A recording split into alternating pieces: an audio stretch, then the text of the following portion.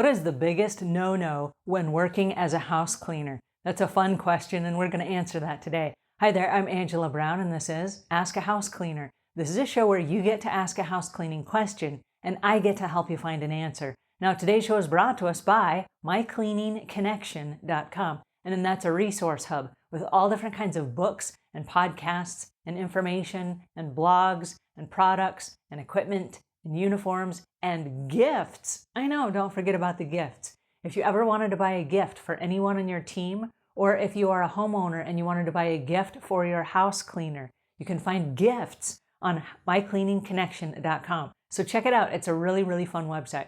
Okay, on to today's show, which is from a house cleaner who wants to know what is the biggest no-no when cleaning.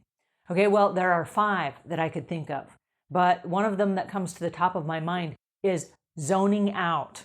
That is a no-no when you're cleaning. As a professional house cleaner, the object is for you to be fast and efficient and for you to stay on task.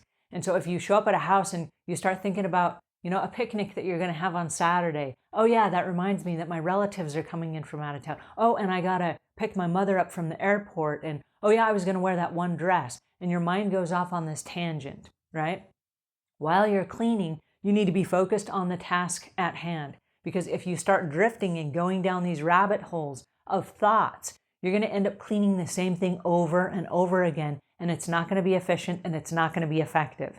Because time is money, and time is money in any business. There are so many businesses that are based on the fact that you're working efficiently and effectively. So time is of the essence when you're in the cleaning business. So if you zone out, all of a sudden you've lost track of what you're doing, and although you're still cleaning, you're not paying attention. And when you don't pay attention, you miss stuff. So now you're wasting time and you're missing stuff. So do not zone out while you're cleaning. You have to snap yourself back into the present moment at all times.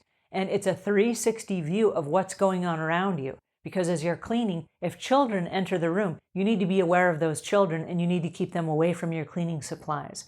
If animals and pets come in the room, if they smell citrus or something like that, they might come and, start sniffing around your cleaning supplies. We want to wade them off of that as well. We don't want them to come around your cleaning supplies either. And also if there's something happening, for example, let's say that someone unauthorized enters the house, you need to be aware of that. And if you're zoned out, you're not even going to hear when they enter. So you need to be consciously aware of everything that's going on around you in a 360 view at all times while you're cleaning. All right. Another no-no is thinking that you've learned it all, right? Oh, I've been doing this for years. I know it all. No, you don't. And I'll share with you why. There are so many new products that hit the market all the time. And a customer will say, hey, I saw this new thing on TV. Will you give it a try? Without you knowing what it does, and without you being trained in that particular chemical or solution, you can damage the customer's property. So it's important that you continually learn. And it's important that you continually learn new business ideas and new marketing ideas and new management ideas. If you're running a business, there's a lot to learn. And I don't know that anyone ever learns it all. So stop thinking that you know it all. That's a no-no in the cleaning business. Another no-no is arguing. Do not argue with your customers, with your coworkers, or with your boss, because there are other people that have to do business with you. And if you're on a team, someone else's opinion is just as valid as your own. Now, you may totally disagree with their opinion, but their opinion is valid. To them, it is the truth. And with a customer who says, oh, this wasn't done correctly, that is the customer's opinion. Now, you might argue in your head and say, no, I've been doing this for a long time. I know I did it the right way. Maybe you did, but you cannot argue with the customer because in the customer's head, they are correct. And so if they are the ones that write your paycheck, and I don't want to say the customer's always right, but if they write your paycheck, it behooves you to listen to what they have to say. And then consider it like, well, I never thought of it that way, but we certainly can give it a try your way and see how that works. How about that?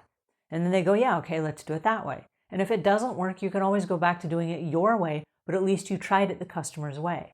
So a big no-no is don't ever argue with your coworkers, your employees, or your customers, because who knows? Maybe that somebody has a new idea that will streamline and help your business go faster. So you just never know. Don't argue with them. Just listen and pay attention. All right, another no-no in the business is slacking off because of lack of energy. And so when you are working, and it's really easy to fall into this trap. House cleaners do this every day. They're working and they say, oh, well, I'm almost finished with this kitchen. I won't take a break. I'll just finish. Then I'll take a break. And then they end up working for 20 or 30 more minutes and their blood sugar levels dip.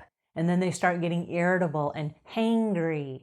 And they are not paying attention as close as they would. They get a little bit more snarky or snippy.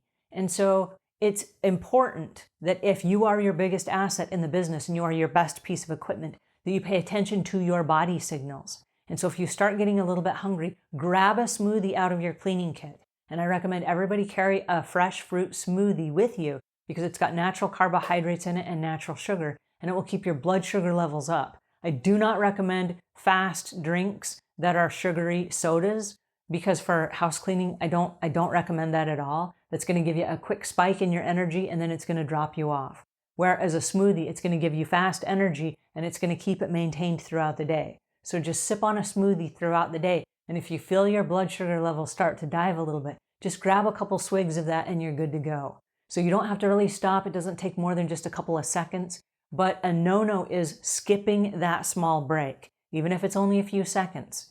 Don't skip your breaks. That is absolutely a no-no. Another no-no in the business is becoming complacent. And we do this day in and day out. And you get to the point where you know a customer's house and you can see it in the back of your mind without even being there. And so you get to the customer's house and you bring in your stuff and you just get in this routine that you normally do and you become complacent and sloppy. With complacency comes sloppiness. And although we've had customers for years, every single job you do should be an audition for the next job. So you should treat every single job, and I do mean every single job, as if it was your last. If this is the last house that I ever cleaned, is this how I want to go out? Is this job that I'm doing right now how I want to be remembered? And if it's not, then you need to up your game a little bit. You need to make sure that you are spectacular at every house, because that spectacular, enthusiastic job that you do that is consistent is what gets you recommendations and referrals and has your customers sending you to all of their neighbors. And so if you get complacent and you get sloppy, they're just waiting for the next best house cleaner to come along and maybe undercut your price a little bit, and you are out the door. There is no loyalty anymore in sloppy work. So do not, it's a big no-no, do not get complacent on the job. All right, those are 5 of my favorites, and those are just, I mean, there are probably 10, but those are 5 that will get you started. So 5 no-nos when you're a house cleaner. All righty, until we meet again, leave the world a cleaner place than when you found it.